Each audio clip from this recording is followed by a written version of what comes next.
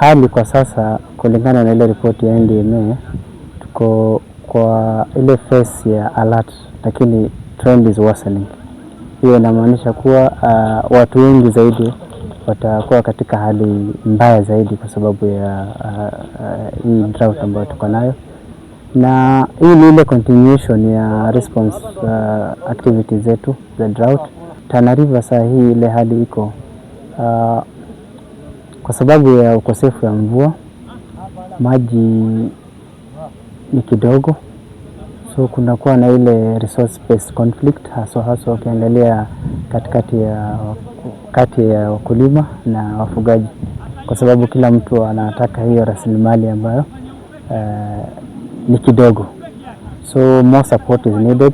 Kama tunavyojua kwamba tukishamaliza programu hii tunaelekeza ndugu zetu, watatuelekeza pale gani kwingine kwa hitajika. Tunazungumza na wale donors wetu na mara nyingi wanashiriki, wanatusaidia katika jambo. Kwa hivyo ni jambo programu tutaendelea kwa mwaka, pengine tutafanya pengine mara 5 mara 6, lakini tutafanya bidii safari tuende mbali na tufanye medical camps nyingi, na pia tusaidie watu kwa ile mambo ya nutrition, pia kile mpango yote ambao itahitajika katika mambo haya.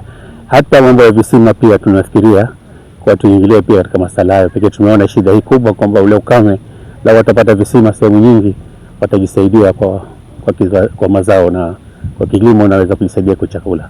Tuko na shida ya maji, ukame iko mingi. Unaona hivi karibu miaka ngapi mvua haijanyesha vile, unaona maji ni ya kila mtungi mmoja tunanunua shilingi 50.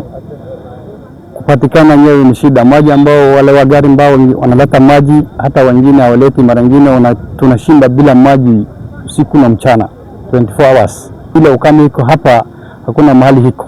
Ukame umetulemea maji na chakula, na zaidi na hata watu wananyonyesha watoto, hali yao watoto yao pia hali yao si nzuri. Tumeathirika sana na hii mambo ya kiangazi kwa sababu hatukupata mvua ya kutosha katika msimu uliopita, na hiyo ndio imesababisha hii kiangazi kuwe kali zaidi. Na kitu kingine pia tunaona kwamba imechangia, kulikuwa na mzozo za jamii mbili ambao tunaona mifugo mingi zimeteremka. Sasa zile rasilimali kidogo zilikuwa pia zimeweza kuisha kwa haraka.